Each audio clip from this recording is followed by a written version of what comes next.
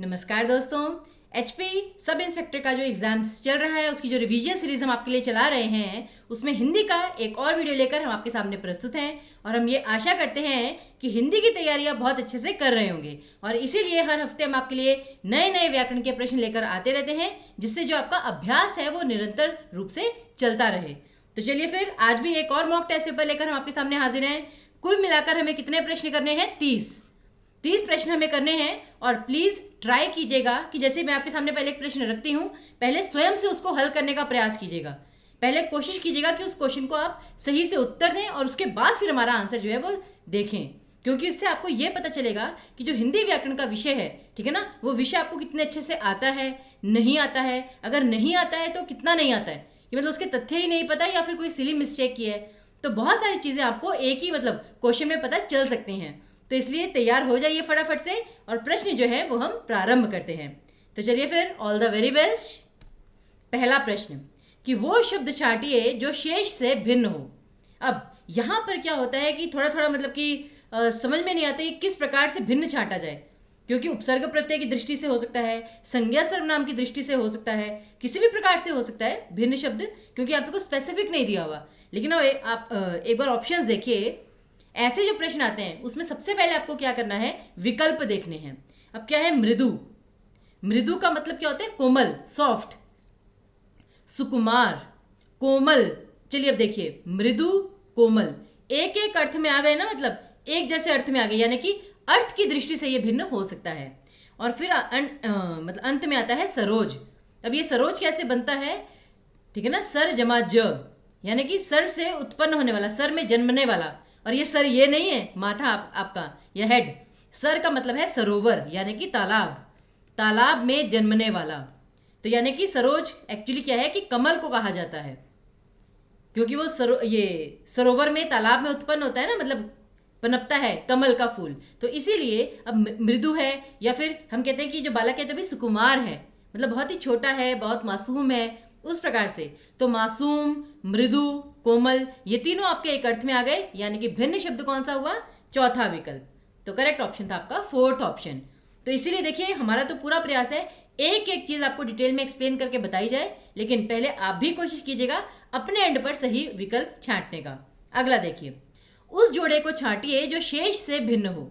और मैं आपको बता दूं आजकल ये वाले जो प्रश्न हैं ये काफी ज्यादा ट्रेंड कर रहे हैं, बहुत ज़्यादा। मतलब ये आ रहा है कि आपको 4 विकल्प दे दिए जाते हैं, मतलब जोड़े दे दिए जाते हैं, और उसमें पूछा जाता है कि कौन सा जोड़ा है जो कि सबसे भिन्न है, असंगत, ठीक है ना, भिन्न है, असंगत है, कुछ भी मतलब कह सकते हैं। अब आर पार, आद्य अंत, आयात निर्यात और प्रस्थान गमन।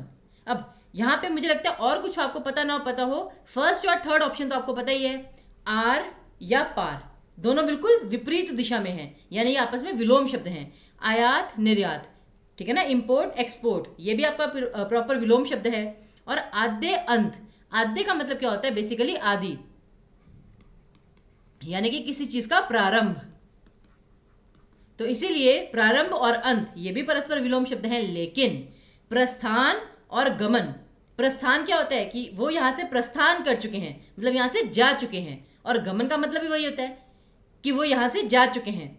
तो इसीलिए अब जो चौथा विकल्प है वो परस्पर विलोम शब्द नहीं है, वो समानार्थी ही है, दोनों एक ही अर्थ में प्रयुक्त हुए हैं। तो करेक्ट ऑप्शन आएगा आपका फोर्थ ऑप्शन। आगे देखिए, निम्न में से तत्सम शब्द कौन सा है?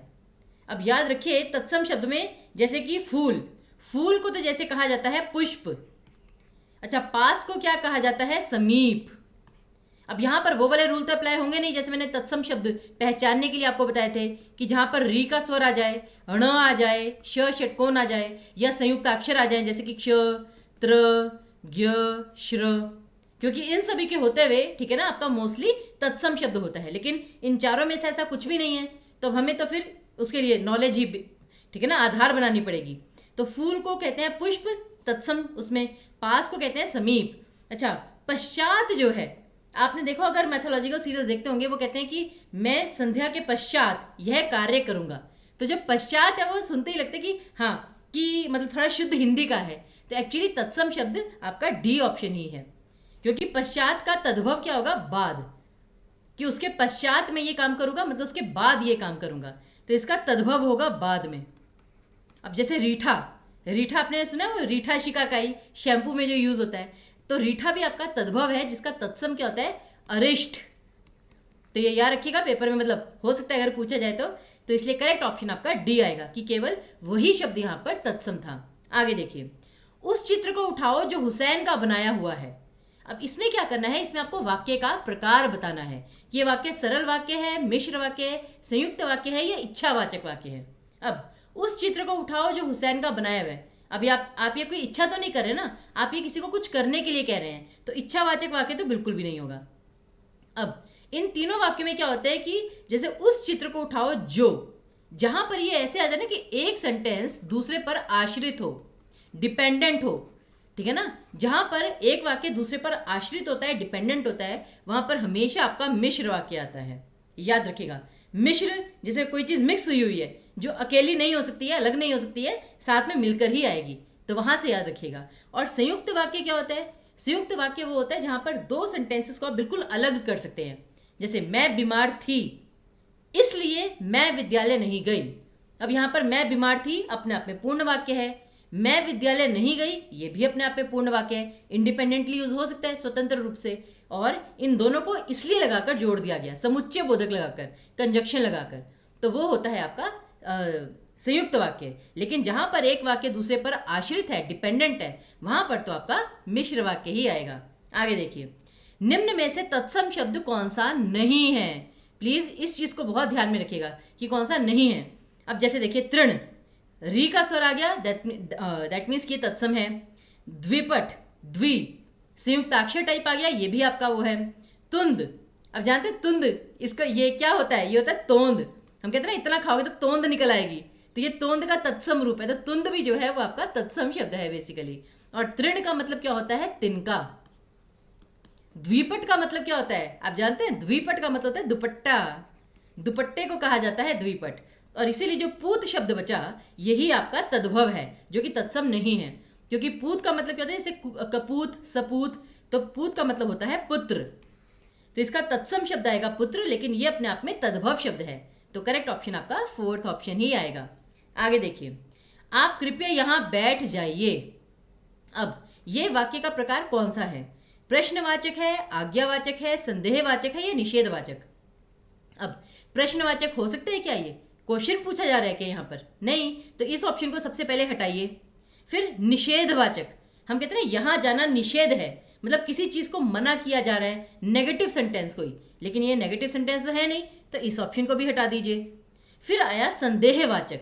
अब अगर मैं किसी को बैठने के लिए कह रही हूं तो क्या वो मैं कोई संदेह कर रही हूं, डाउट है मुझे क्या, कोई ये कोई डाउट तो नहीं है ना, तो ये ऑप्शन भी हटा दीजिए। तो इस प्रकार से कभी कभी ऑप्शन एलिमिनेट करके भी आप सही उत्तर तक पहुंच सकते हैं, तो इस चीज का ध्यान रखिएगा। और आज्ञावाचक वाक्य, अब आपको लगेगा ये आप आज्ञा थोड़ी ना दे रहे हैं, ये तो आप प्रार्थना कर रहे हैं किसी से, लेकिन आज्ञावाचक वाक्य क्या होता है कि बेसिकली जब भी आप किसी और को कुछ करने के लिए कहें, अब वो गुस्से से कहें, प्रेम से कहें, आदर के भाव से कहें कि कृपया आप यहाँ पर बैठ जाइए, तो आप उन्हें कह रहे हैं कुछ करने के लिए, तो जहां पर भी ऐसा कोई काम हो जहां आप किसी को कुछ करने के लिए कह रहे हैं किसी भी भाव से, वो आपका आज्ञावाचक वाक्य के अंतर्गत आएगा, तो ये चीज आपको ध्यान में रखनी है। आगे देखिए, इनमें से किस विकल्प में सही विलोम युग्म है। फिर से वैसा ही प्रश्न विलोम शब्द का, आप जानते हैं ना तत्सम तद्भव और ये विलोम शब्द पर्यायवाची कितने महत्वपूर्ण होते हैं, साथ ही साथ संधि और उपसर्ग प्रत्यय, वो भी हम आगे करेंगे प्रश्न।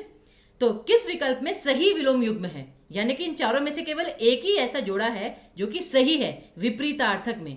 अब कटु, कटु का मतलब क्या होता है, कड़वा, ठीक है ना, और तिक्त, तिक्त आप तीखे के लिए कहते हैं, लेकिन कड़वा और तीखा ये विलोम शब्द कैसे हुए, तो ये तो सही नहीं है।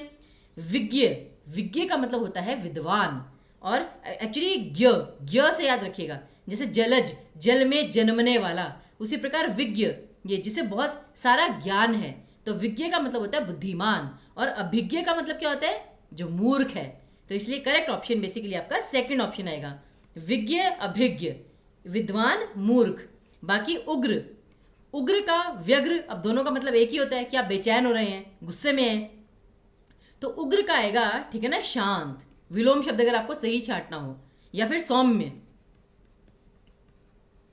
और राग, राग का द्वेष नहीं होता, राग का होता है विराग, ठीक है ना, राग विराग, तो यहाँ पे करेक्ट ऑप्शन आपका सेकंड ऑप्शन था। आगे देखिए, दांतों तले उंगली दबाना, इसका अर्थ क्या है? मुहावरा कि दांतों तले उंगली दबाना क्या अर्थ है? और आप ऑप्शंस देखिए एक बार कितने क्लोज हैं। बहुत पछताना, चुप रह जाना, हैरान होना या दर्द महसूस करना।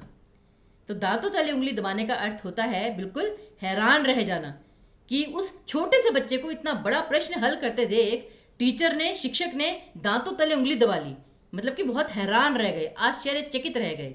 तो इसलिए दांतों तले उंगली दबाना का अर्थ होता है हैरान रह जाना। तो इसे याद रखिएगा, ये बहुत मतलब कि नॉर्मल लैंग्वेज में यूज होने वाला मुहावरा है और ये पेपर में आ भी सकता है। तो याद रखिएगा, दांतों तले उंगली दबाना अर्थात हैरान रह जाना।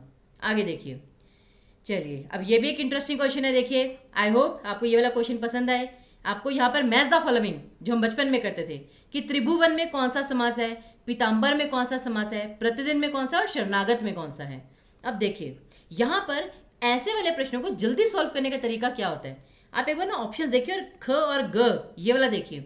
इसमें जैसे ख और ग में 1 और 3 की अगर हमने गुत्थी सुलझा ली, आंसर हमें 2 सेकंड में मिल जाएगा।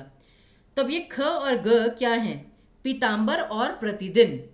अब हम सभी जानते हैं कि जो प्रतिदिन है वो तो कुछ भी हो जाए आपका अव्ययी भाव में ही आएगा। प्रतिदिन अर्थात प्रत्येक दिन, हर दिन। तो इसलिए प्रतिदिन में आपका अव्ययी भाव आएगा, तो यानी कि ग का 3। अब ग में आपका 3 आएगा, दैट मीन्स पहले वाले 2 विकल्प तो पहले ही गलत हो गए। ये होता है कि ऑप्शन को एलिमिनेट करके जल्दी आंसर तक पहुंचना। फिर 3 वाला कॉमन हो गया अब, और ये ख के लिए 1 यानी कि पीताम्बर के लिए बहुव्रीहि समास हो गया। अब बचे 2, त्रिभुवन और शरणागत। और त्रिभुवन, जहां पे पहला शब्द संख्यावाचक आ जाता है वहां तो आपका द्विगु ही आता है, दैट मीन्स क का 4 आएगा और आपका करेक्ट ऑप्शन डी ऑप्शन हो जाएगा बिल्कुल। तो इसलिए, और शरणागत, शरण को आगत को, तो यहाँ पे कर्म तत्पुरुष समास आएगा, तो ये आपका सेकंड आना था। तो आई होप आपको ये जो क्वेश्चन है ये बहुत अच्छे से समझ में आ गया होगा। आगे देखिए, भिन्न उपसर्ग वाला शब्द छांटना है अब आपको। भिन्न उपसर्ग वाला, जो उपसर्ग होता है कौन सा? जो शब्द के पहले लगता है। अब निश्चल, अब ये जो निश्चल है यहाँ पर मोस्टली स्टूडेंट्स जो गलती करते हैं वो निहि उपसर्ग कर देते हैं, जबकि ये संधि में निहि होगा, वैसे ये निस आएगा। निस जमा छल यानी बिना छल के। और एक और चीज यहाँ पर ये भी लगता है स्टूडेंट्स को कि ये निश है तो निश उपसर्ग आएगा, निश, लेकिन ये भी गलत है, निस उपसर्ग आएगा बेसिकली। उसी प्रकार निस्संदेह में भी निस उपसर्ग ही आएगा। और निष्काम, निष्काम में भी आपका निस उपसर्ग ही आएगा। वो तो स का श बन जाता है लेकिन उपसर्ग निस ही आएगा। लेकिन निस्वार्थ, निस्वार्थ में आपका केवल और केवल नी उपसर्ग है, नी जमा स्वार्थ। तो देखने में लग रहा था कि यहाँ पर भी निस है लेकिन ये निस्वार्थ है, तो यहाँ पे केवल और केवल नी उपसर्ग के कारण करेक्ट ऑप्शन आपका सी ऑप्शन होगा। आगे देखिए, अकल का पुतला, अब इसका अर्थ क्या होगा? और मैं जानती हूँ कि मोस्टली स्टूडेंट्स क्या आंसर देंगे, ट्राई कीजिए एक बार। अकल का पुतला, बहुत चतुर, बहुत बुद्धिमान, अत्यंत धूर्त या अत्यंत मूर्ख। तो अकल का पुतला, अब यहाँ पर स्टूडेंट्स को लगता है कि पक्का ये मूर्ख के लिए ही आएगा, लेकिन अकल का पुतला बहुत बुद्धिमान के लिए होता है। कि बाई चांस अकल जो है वो एक रूप ले ले, आकार ले ले, तो अकल, हम कहते हैं ना अकल लगाओ मतलब बुद्धि लगाओ, तो इसलिए बहुत बुद्धिमान को कहा जाता है अकल का पुतला। आगे देखिए, किस शब्द में संधि और समास दोनों नहीं है? यानी कि जैसे निस्संदेह, अब आप जानते हैं कि निस्संदेह में संधि है निहि जमा संदेह, विसर्ग संधि, ठीक है ना, निहि जमा संदेह। और समास कौन सा है इसमें? बिना संदेह के, अव्ययी भाव समास, बिना संदेह के। तो यहां पर आपका अव्ययी भाव समास था, तो ये तो दोनों है इसमें। दुष्कर्म, दुष्कर्म में क्या होगा? संधि दुहु जमा कर्म, विसर्ग संधि अगेन। और समास क्या होगा? दुष्कर्म यानी कि बुरे कर्म, तो ये आपका कर्मधारय समास आ जाएगा। फिर आता है चतुर्भुज। अब चतुर्भुज में ये ऊपर र की जो मात्रा होती है वहां पर भी अधिकतर विसर्ग संधि ही आती है, तो ये क्या बनेगा? चतुहु जमा भुज, चतुर्भुज। तो यहां पर भी विसर्ग संधि है। और चतुर्भुज में आपका ये द्विगु समास भी आ सकते हैं, बहुव्रीहि भी, लेकिन मेन बात यह है कि दोनों हैं। लेकिन जो सहचर है, अब सहचर, सह जमा चर, इसमें कोई संधि नहीं है। सबसे मेन बात ये, इसमें केवल और केवल समास है। सहचर का मतलब क्या होता है? जैसे कि नभचर, थलचर, चर मतलब चरना, वहां पे घूमना, और सहचर मतलब सह यानी कि साथ में। हम कहते हैं सहपाठी, सहभागी, जो हमारे साथ में हो, तो साथ में विचरण करने वाला या साथ में चलने वाला सहचर कहलाता है। तो ये आपका समास तो आएगा, लेकिन संधि इसमें कोई नहीं है। तो करेक्ट ऑप्शन आपका डी ऑप्शन आएगा। और देखिए, अभ्यास प्रश्नों से ना आपको बहुत सारे शब्द जो है याद होते रहते हैं, तो इस चीज़ को एज अ रिवीजन उस प्रकार से लीजिए कि हर सेशन में आप हर प्रश्न में कुछ नया सीख रहे हैं। आगे देखिए, पंचदश का अर्थ क्या होता है? पंचदश, 15, पंचम, 25 या 50। ये वाला जो है यहाँ पर आकर स्टूडेंट्स काफ़ी फंस जाते हैं। और आप जानते हैं अभी कुछ पेपर्स हुए थे, उनमें ये आजकल न्यूमेरिकल्स बहुत आ रहे हैं, हिंदी की संख्याएं। तो पंचदश, अब ये कैसे बना है? पंच मतलब कि 5 और दश मतलब 10, तो यानी 5 और 10 मिलकर क्या बनते हैं? 15। तो इसलिए ये पंचदश जो है वो 15 को कहा जाता है। 15 का तत्सम रूप पंचदश। तो इसलिए याद रखिए, करेक्ट ऑप्शन आएगा आपका फर्स्ट ऑप्शन। आगे देखिए, अभिषेक शब्द में कौन सी संधि है? तब देखिए, अभिषेक, यहां पर आपकी इसका संधि विच्छेद क्या होगा? आई होप, वैसे मैंने 1-2 बार ये वाला क्वेश्चन करवाया हुआ है, बट स्टिल अगर आपको नहीं याद तो मैं बता देती हूं। अभिषेक का संधि विच्छेद होगा अभी जमा सेक। और अब बताइए, अब यहां पर क्या परिवर्तन आया? क्योंकि संधि के लिए सबसे महत्वपूर्ण क्या है? परिवर्तन आना, कोई भी चेंज आना। और यहां पर चेंज क्या आया कि स का श बन गया, व्यंजन में परिवर्तन आया है, अर्थात व्यंजन संधि आएगी यहाँ पर। बी ऑप्शन करेक्ट आएगा। आई होप आपको ये वाला क्वेश्चन समझ में आ गया है। आगे देखिए, तुम फूल तोड़ोगे, वाक्य में किस वाच्य से संबंधित है? अब वाच्य, पेपर में आपको वाच्य का भी प्रश्न पूछा जा सकता है, और यकीन मानिए बहुत ही सिंपल सा टॉपिक है, सिर्फ आपको 2 चीजें ध्यान में रखनी है। वाच्य, स्पीच। अब जैसे इसमें आप क्या करेंगे, सबसे पहला काम आपका क्या होगा? स्टेप नंबर 1, क्रिया ढूंढिए कि वाक्य में क्रिया शब्द कौन सा है। और दूसरा स्टेप आपको ये करना है, ये देखना है कि क्रिया किस आधार पर बदल रही है।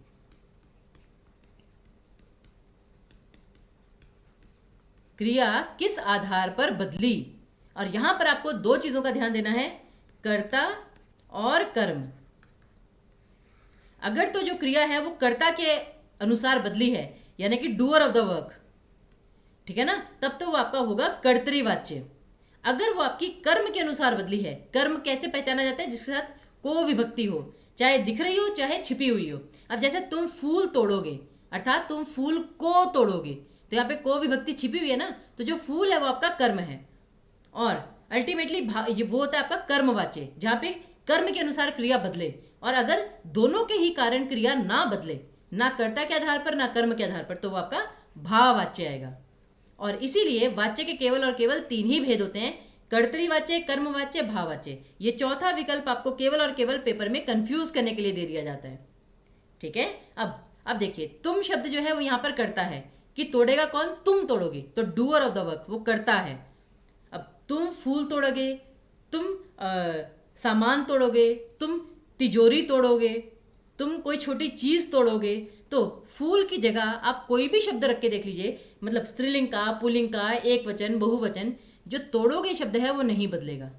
यानी कि जो क्रिया है वो कर्म के अनुसार नहीं बदल रही। लेकिन तुम, अगर आप ये कह देंगे तुम की जगह आप फूल तोड़ेंगे, तो यानी कि जैसे हमने जो करता है वो बदला, तुम की जगह आप कर दिया, तो यहाँ पे क्रिया बदल गई कि आप फूल तोड़ेंगे, तोड़ोगे की जगह तोड़ेंगे।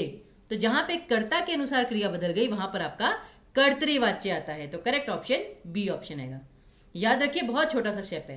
पहला प्रश्न, मतलब पहला स्टेप क्या है? क्रिया छांटनी, और दूसरा कि क्रिया किसके आधार पे बदल रही है। लेकिन उसके लिए आपको यह पता होना चाहिए कर्ता क्या है, कर्म क्या है और क्रिया क्या है। ये 3 के, 3000 नहीं, 3 के, कर्ता, कर्म और क्रिया, याद रखिएगा। आगे देखिए, श्रीश शब्द में कौन सा समास है? अब श्रीश, अब स्टूडेंट सिक्कर खा जाते हैं, भैया ये श्रीश कौन सा है शब्द।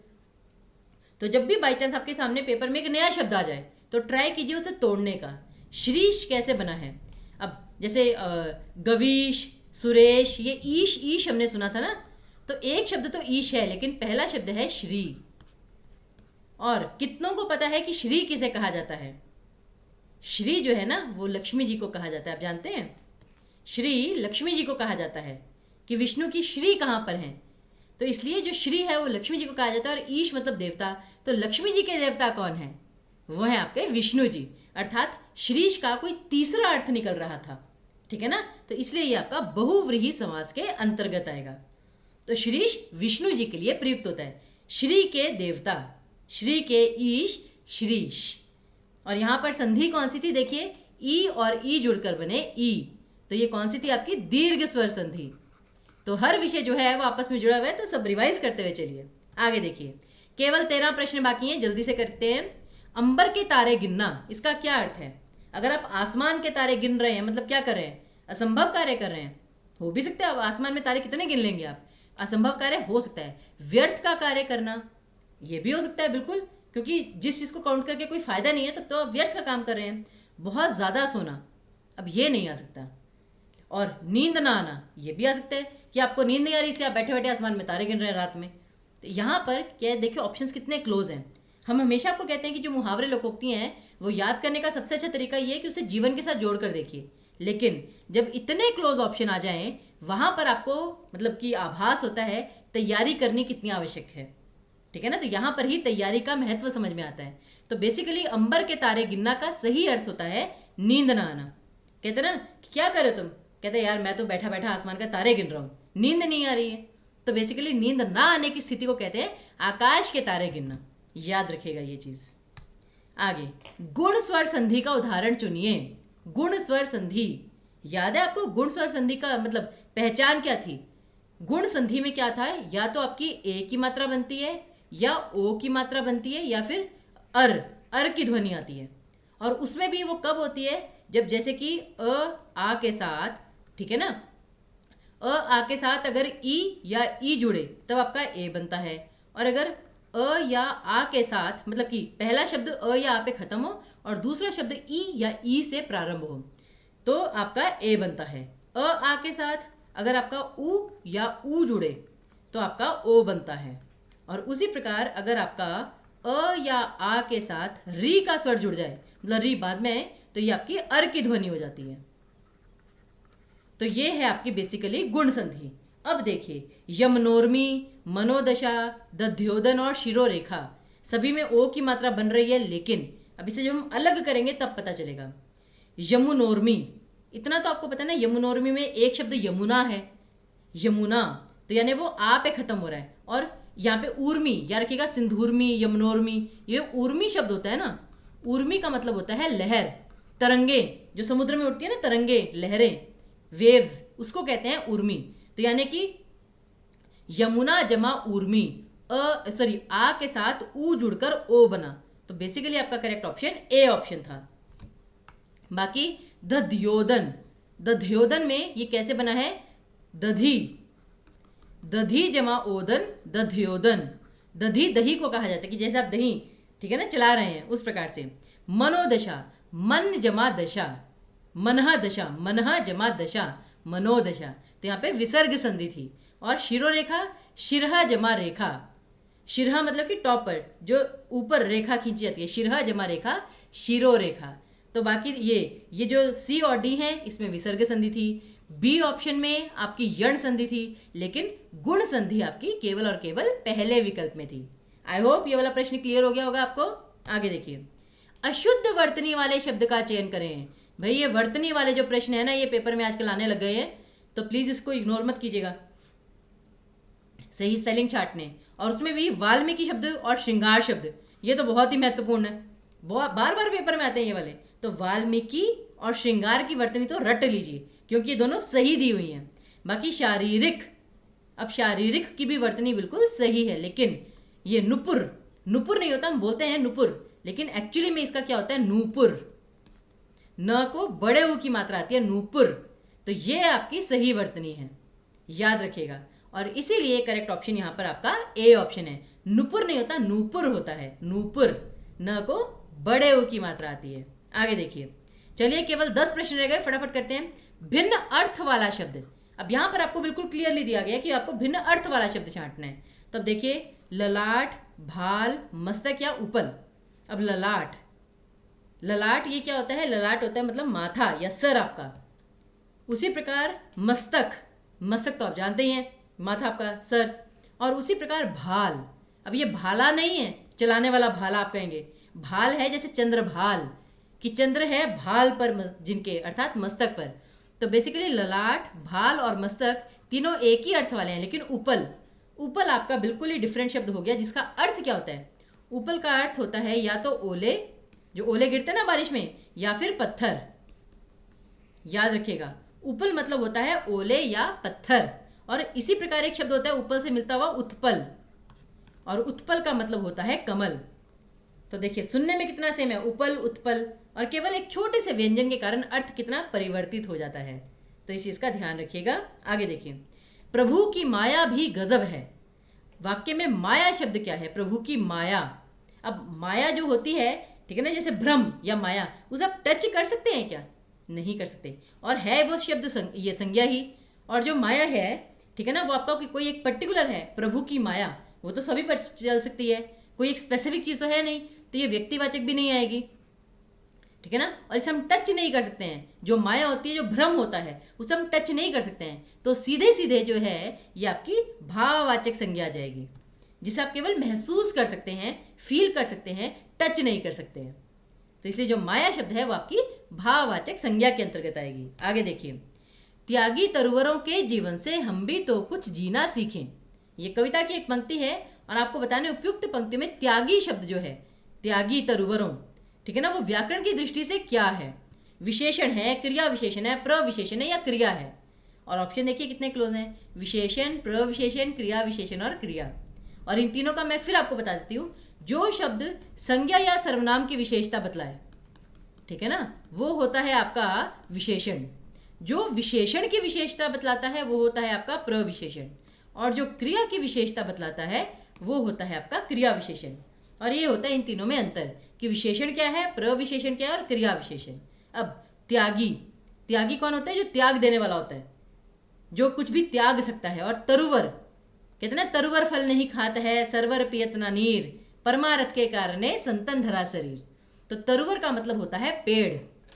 तो त्यागी पेड़ जो होते हैं, जो जैसे जो पेड़ हैं वो अपनी लकड़ी तक त्याग देते हैं, फल त्याग देते हैं इंसानों के, ठीक है ना, भले के लिए, वायु देते हैं हमें सांस लेने के लिए, ऑक्सीजन। तो इसीलिए त्यागी जो पेड़ हैं वो कैसे हैं? त्याग करने वाले। तो इसलिए जो त्यागी शब्द है वो विशेषण बताया जा रहा है पेड़ों का, और जो पेड़ है वो आपकी जातिवाचक संज्ञा होती है, जानते ही आप। तो इसलिए करेक्ट ऑप्शन आएगा आपका फर्स्ट ऑप्शन। आगे देखिए, निम्न में से कौन सा सर्वनाम का प्रकार नहीं है? चलिए ये तो आई गेस बहुत ही सिंपल क्वेश्चन है। सर्वनाम के कितने प्रकार होते हैं? ध्यान लगाइए, कितने प्रकार होते हैं? कुल मिला के सर्वनाम के 6 भेद होते हैं। और कौन कौन से? पुरुषवाचक सर्वनाम, निश्चयवाचक, अनिश्चयवाचक, प्रश्नवाचक, संबंधवाचक और निजवाचक। अब देखिए, निजवाचक यहाँ पर है, पुरुषवाचक यहाँ पर है, प्रश्नवाचक यहाँ पर है, लेकिन संकेतवाचक जो होता है वो सर्वनाम का भेद नहीं है। संकेतवाचक या तो वाक्य का प्रकार होता है, ठीक है ना, या फिर ये आपका विशेषण का प्रकार होता है। कि जैसे जहां पर एक सर्वनाम विशेषण की भांति यूज होता है ना, उसे हम सार्वनामिक विशेषण या सांकेतिक विशेषण कहते हैं, या संकेतवाचक विशेषण। तो ये जो है संकेतवाचक, ये सर्वनाम का प्रकार नहीं है, तो ये ध्यान में रखिएगा। आगे देखिए, सिर्फ 6 क्वेश्चन रह गए। मेरे घर के पास कोई बगीचा नहीं है, वाक्य में कौन सा अव्यय है?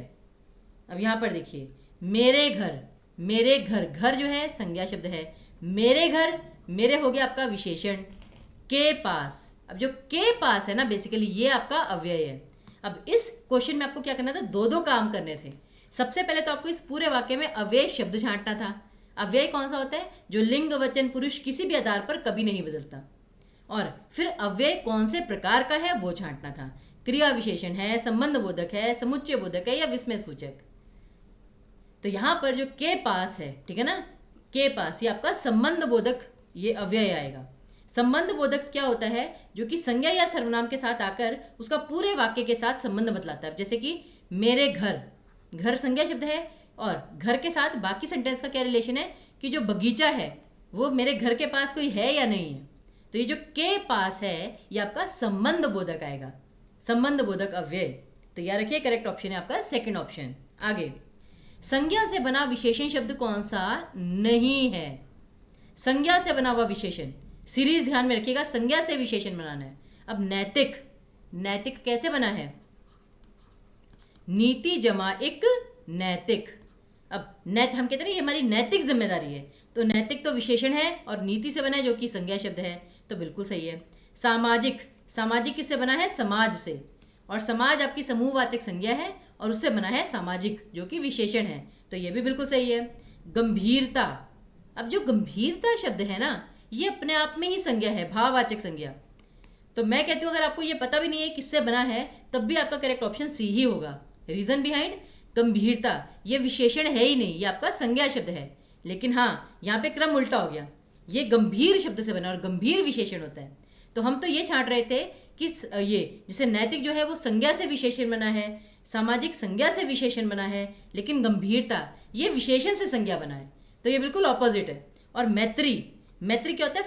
फ्रेंडली, हम जैसे कहते हैं ना कि उस देश के साथ हमारे मैत्री संबंध हैं, यानी कि फ्रेंडली रिलेशंस हैं, तो मैत्री कैसे बना है? मित्र से, और मित्र भी आपकी संज्ञा है और मैत्री विशेषण शब्द, तो इसलिए सी ऑप्शन जो था वो आपका बिल्कुल करेक्ट ऑप्शन था। आगे देखिए 68, इसमें कौन सा समास है? अब 68 कितनों को पता है? 68 कौन सी संख्या होती है? ट्राई कीजिए पहले।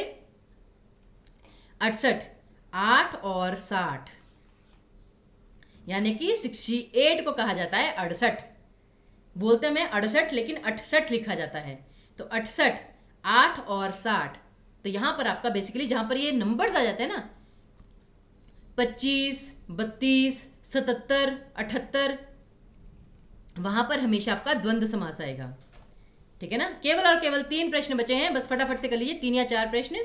68 जहाँ पर ये नंबर आ गया वहाँ पे द्वंद्व समास आ जाएगा आपका। आगे देखिए कौन सा शब्द सर्वनाम नहीं है, और ये मुझे लगता है कि इतना मुश्किल नहीं होना चाहिए। कोई, हम जैसे कहते हैं ना कोई आ रहा है, अब कोई की जगह कोई भी नाम लिख दीजिए, राम आ रहा है, श्याम आ रहा है, सीता आ रही है, गीता आ रही है, तो जो शब्द संज्ञा के स्थान पर इस्तेमाल होते हैं वो सर्वनाम होते हैं।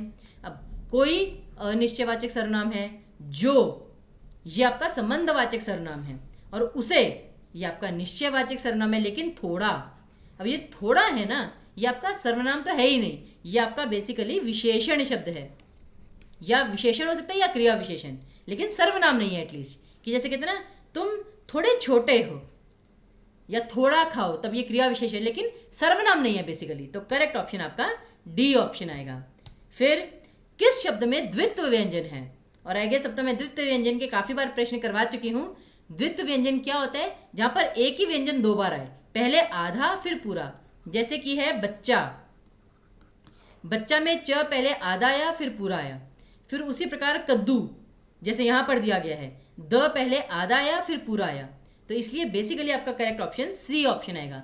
द्वित्व व्यंजन वो होते हैं जैसे उज्ज्वल, अब उज्ज्वल में वैसे तो दोनों ही जो आधे हैं, लेकिन अब जैसे है सच्चा, हाँ देखिए सच्चा, इसमें भी पहले च आधा है फिर पूरा है। उसी प्रकार कद्दू में भी द पहले आधा है फिर पूरा है, तो करेक्ट ऑप्शन आपका ये आएगा। और अब जैसे तुच्छ, इसमें 2 मतलब एक आधा एक पूरा लेकिन भिन्न व्यंजन है, इन्हें कहा जाता है संयोग व्यंजन। याद रखिएगा ये आपके संयोग व्यंजन कहलाते हैं, जो ऊर्ध्व में भी है और स्तर में भी है। और आखिरी के 2 प्रश्न। नाटा, नाटा मतलब होता है छोटा, हम कहते हैं तुम बड़े नाटे हो, नाटा मतलब होता है छोटा, और नाट मतलब क्या होता है? वो गाना सुना भी, नाटू नाटू, जिसे ऑस्कर मिला है, नाटू नाटू का मतलब होता है नाचू नाचू नाचू, तो नाट मतलब ही होता है नाट्य या फिर नाच, तो ये याद रखिएगा। तो नाट का मतलब होता है नाच, करेक्ट ऑप्शन आपका फर्स्ट ऑप्शन। और आज का अंतिम प्रश्न, स्वरों की दृष्टि से कौन सा युग्म असंगत है? स्वरों की दृष्टि से स्वर कौन कौन से? अ आ ई उ री ए ओ औ। अब उस दृष्टि से कौन सा युग्म असंगत है? अब देखते हैं तरंग तुरंग, अब इन दोनों में क्या अंतर है? यहाँ पे त के साथ अ का स्वर है और यहाँ पे त के साथ उ का स्वर है, तो स्वर संबंधी है। तोष और तोष दोनों में क्या अंतर है? यहाँ पे श शलगम वाला है और यहाँ पे श षटकोण वाला है। अब यहाँ पर आपको पता चल गया, यहाँ पे स्वरों में कोई परिवर्तन नहीं आया, व्यंजन में परिवर्तन आया है। लेकिन बाकी 2 विकल्प भी देख लेते हैं, तरणी और तरणी, यहाँ पर अंतर क्या है? यहाँ पे छोटी आई है तरणी में और यहाँ तरणी में बड़ी की मात्रा आई है, तो स्वरों में परिवर्तन है। और सुर सूर, यहाँ पर भी पहला छोटा ऊ है दूसरा बड़ा ऊ, तो स्वरों में परिवर्तन आया है। तो अल्टीमेटली आपका करेक्ट ऑप्शन सेकंड ऑप्शन आएगा, क्योंकि वहाँ पे स्वरों की दृष्टि से नहीं व्यंजनों में परिवर्तन आया है। ठीक है, आगे देखिए और एक प्रश्न जो है, 30 प्रश्न तो हमने आपको करवा दिए, अब एक प्रश्न मैं आपके लिए छोड़कर जा रही हूँ। इसका आंसर जो है, इसका उत्तर जो है, सही उत्तर वो सभी कमेंट बॉक्स में लिख कर जाएंगे कि पिक और पीक इसका सही युग्म अर्थ क्या होगा। और ध्यान रखिए, अगर पिक शब्द पहले है तो इसका अर्थ भी पहले ही आएगा जो भी होगा, और पीक शब्द बाद में है तो उसका अर्थ भी बाद में आएगा। ये पदक्रम जो है ना, इसे आपको इंटरचेंज नहीं करना, एक्सचेंज नहीं करना, ये ध्यान में रखिएगा। तो इसका सही युग्म क्या है वो आप कमेंट बॉक्स में लिख कर जाएंगे। मुझे आपके कमेंट्स का इंतजार रहेगा, और जो भी आप कमेंट करेंगे उसमें मैं पर्सनली उस पर कमेंट करूंगी, ठीक है, कि वो सही है, गलत है, क्या है। तो चलिए फिर इसी के साथ ये वीडियो यहीं पर समाप्त होता है। अगर आपको प्रश्न अच्छे लगे तो प्लीज़ लाइक शेयर सब्सक्राइब ज़रूर कर दीजिएगा हमारे चैनल को, इस वीडियो को। और अगर आपको कोई सजेशंस हैं वो भी आप नीचे कमेंट बॉक्स में लिख सकते हैं।